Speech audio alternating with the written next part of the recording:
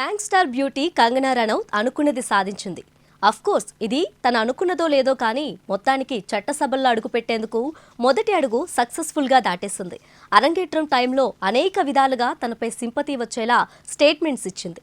ఎప్పుడైతే బీజేపీ అధికారంలోకి వచ్చిందో అప్పటి నుంచి తాను విద్వేషాలు వెళ్లగక్కడంలో ముందు వరుసలో ఉంది. కొన్నిసార్లు నిజాలే చెప్పింది, కానీ ఎప్పుడూ అన్యాయం గురించి మాట్లాడలేదు. ఆడవారిపై దాష్టికాల గురించి స్పందించలేదు. ఫక్తు బీజేపీ కార్యకర్తలాగా కేవలం ఆ పార్టీ కోసమే నినాదించింది.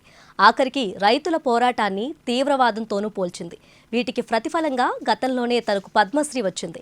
పైగా వై సెక్యూరిటీని కూడా సాధించింది. ఇండస్ట్రీ అంతా ఒకదారైతే తను మాత్రమే మరో దారి అన్నట్టుగా ఇన్నాళ్ళు నోటికి వచ్చిందల్లా మాట్లాడుతూ మాక్సిమం విషం వెదజల్లడంలో ముందున్న కంగనా రనౌత్కు హిమాచల్ ప్రదేశ్ నుంచి పార్లమెంటుకు పోటీ చేసేందుకు సీట్ ఇచ్చింది బీజేపీ. నిజానికి కంగనా ఈ తరహా స్టేట్మెంట్స్తోనే ఇన్నాళ్ళు ఇండస్ట్రీలో ఉంది. 2015లో వచ్చిన తను వెట్స్ మను రిటర్న్స్ తర్వాత తనకు మరో హిట్ లేదు. ఏకంగా 12 ఫ్లాపులున్నాయి. అయినా తను లైమ్ టైంలో ఉందంటే కారణం సినిమాలు కాదు, కేవలం తను బీజేపీకి ఇస్తూ వస్తున్న సపోర్ట్ మాత్రమే. మరి ఆ కష్టానికి ఫలితం వచ్చింది. తనకు ఆ పార్టీ ఎంపీ సీట్ ఆఫర్ చేసింది. మరి ఈ విద్వేషపూరిత వైఖరితోనే తను పార్లమెంట్లో అడుగు పెడుతుందా లేదా అనేది చూడాలి.